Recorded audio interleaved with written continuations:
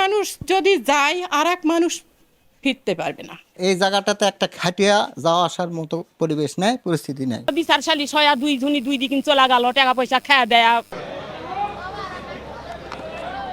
অন্তত ৬০০ পরিবারের বসবাস নওগাঁ শহরের চকপ্রাসাদ ডাঙ্গাপাড়া এলাকায়। মহল্লাবাসীর বের হওয়ার রাস্তায় গড়ে তোলা হচ্ছে ভবন। বিধান অনুযায়ী ৫ ফিট ছেড়ে বিল্ডিং গড়ে তোলার নিয়ম থাকলেও প্রভাব খাটিয়ে ২ ফিট ছেড়েই চলছে কাজ। এর প্রতিবাদে পৌর ভবনে অভিযোগ দিয়েও প্রতিকার না পাওয়ায় আন্দোলনে নেমেছেন এলাকাবাসী। পৌরসভার পরিকল্পনা ছাড়াই বাসাবাড়ি নির্মাণের ফলে প্রতিবেশীর মরদেহের খাটিয়া বের করার রাস্তাও রাখা হচ্ছে না অনেক ক্ষেত্রে। আর এই চিত্র শহরের সর্বত্র। আইন না মানার প্রতিযোগিতায় সবচেয়ে এগিয়ে প্রভাবশালীরা।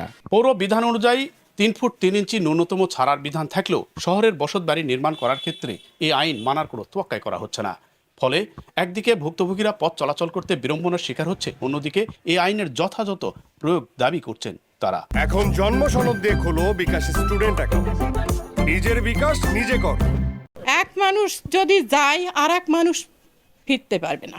এই জায়গাটাতে একটা খাটিয়া যাওয়া আসার মতো পরিবেশ নেই, পরিস্থিতি নেই। কেমন করে উঠতেছে আমরা সঠিক বলতে পারবো না, কিন্তু আমার পৌরসভা জানাইছি, জানানোর পরও এই কাজটা হচ্ছে না। আমাদের বের হওয়ার যে রাস্তাটা, সেটা আমাদের দাবি, এটা আমাদেরকে দিতে হবে। আইন বাস্তবায়নের দুর্বল নীতির কারণে পৌরসভা ও পাড়া মহল্লায় গড়ে উঠেছে অসাধু চক্র। সালিসি নিষ্পত্তির নামে উভয় পক্ষের কাছ থেকে অর্থ হাতিয়ে নেওয়া রয়েছে অভিযোগও। পরিবেশ বিঘ্নিত হয় এমন কোনো বিল্ডিং এর অনুমতি না দেওয়ায় শ্রেয়। ভবন নির্মাণ হচ্ছে, এখানে কোনো প্ল্যান পাস আছে বলে আমার মনে হয় না, এবং এখানে কোনো প্ল্যান পাসের সুযোগও নেই, কোনো কিছু করেও নাই।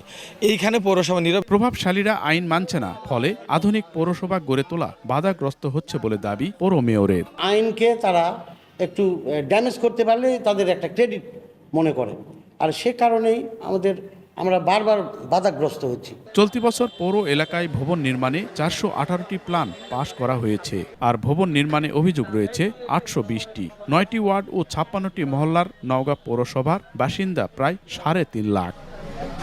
এমআর রকি, সময় সংবাদ, নওগাঁ।